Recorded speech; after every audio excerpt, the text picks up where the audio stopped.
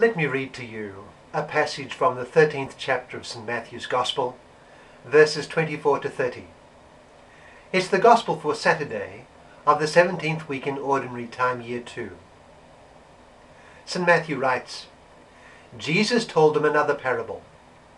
The kingdom of heaven is like a man who sowed good seed in his field. But while everyone was sleeping, his enemy came and sowed weeds among the wheat and went away. When the wheat sprouted and formed ears, then the weeds also appeared. The owner's servants came to him and said, "Sir, didn't you sow good seed in your field? Where then did the weeds come from?" "An enemy did this," he replied. The servants asked him, "Do you want us to go and pull them up?" "No," he answered, "because while you are pulling the weeds up, you may root up the wheat with them. Let both grow together until the harvest. At that time I will tell the harvesters, first collect the weeds and tie them in bundles to be burned. Then gather the wheat and bring it into my barn." That's from Matthew chapter 13, verses 24 to 30. And what does it suggest to us? Well, there are many ways to God. There are many ways of trying to demonstrate his existence and his character. Many think of these ways of proving the existence of God to be proofs. And there have been, in the past, authors who've tried to set out those proofs in a strictly logical form. For myself, I'm not sure that this of itself will be convincing. I prefer to regard the proofs for the existence of God as ways to him, ways to follow in one's reflection on the world and on oneself.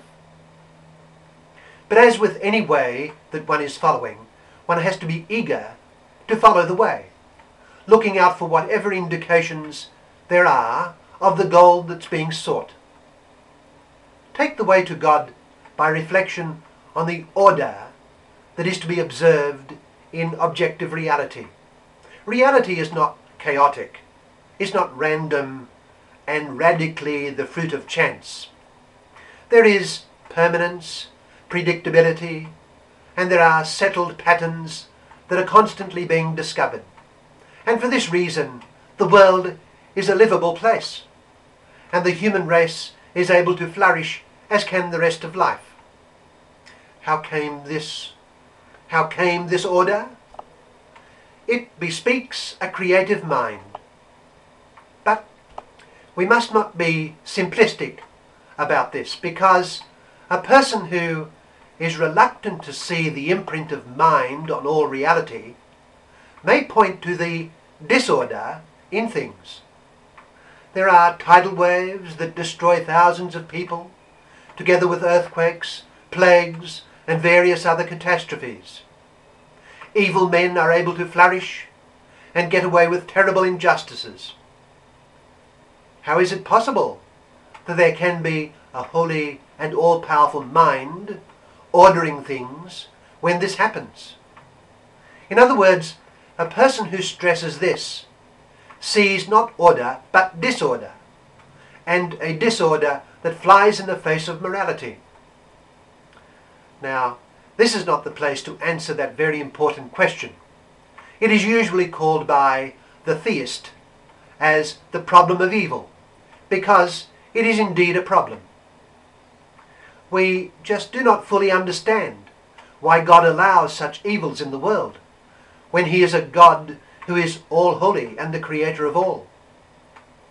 But part of the answer is surely that order in the sense of good will eventually come.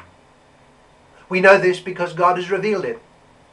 For instance, the disorder involved in a toothache is made bearable by the thought that order among one's teeth will soon come. The dentist will fix the tooth.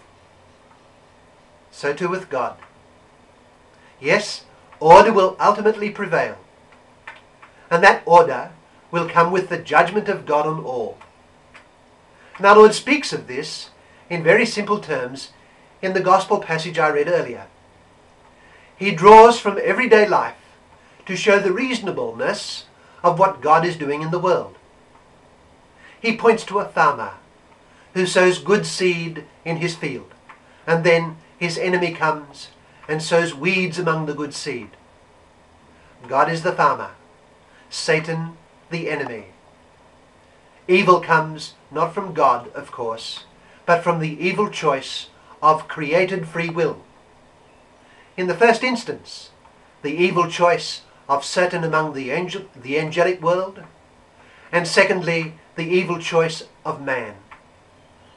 Why has God permitted this to happen? We do not know, except that in giving to created persons the gift of freedom, a necessary gift if the one created is to be a person, then of course there is the risk that God takes of such a person doing evil within creation.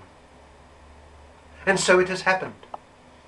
God's enemy sowed weeds among the wheat. And, well, why did God not root out the weeds once the enemy had done this? Well, we do not know. But our Lord invites us to consider the farmer. He directs his servants not to pull out the weeds, because in doing this, some of the wheat may come out as well. In other words, in the judgment of God, more good will be done by allowing the weeds a certain existence.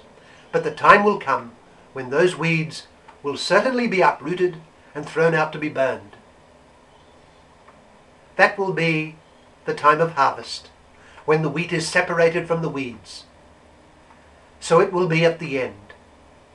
And by the end, I mean the end of each person's life, and especially the end of the world. God will separate out the good from the bad, and the bad will be like the weeds that are tied in bundles to be burned, while the wheat will be gathered into the barn of heaven.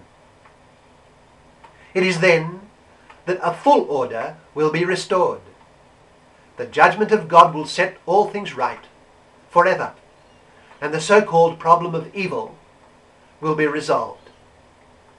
Order will ultimately prevail. Now this, of course, is not the full answer by any means to the problem of evil, but it is part of it, and that answer comes from God. However difficult life may seem, we must cleave to God and His holy will.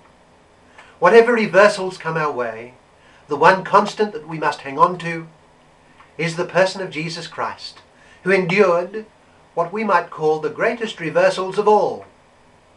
They were not really reversals, because it was all part of God's hidden plan. The only true reversals are those that involve a refusal to accept His will. If we resolutely keep to the will of God in union with Christ, all will be righted at the judgment of God. Our reward will then come, and all will finally and eternally be well.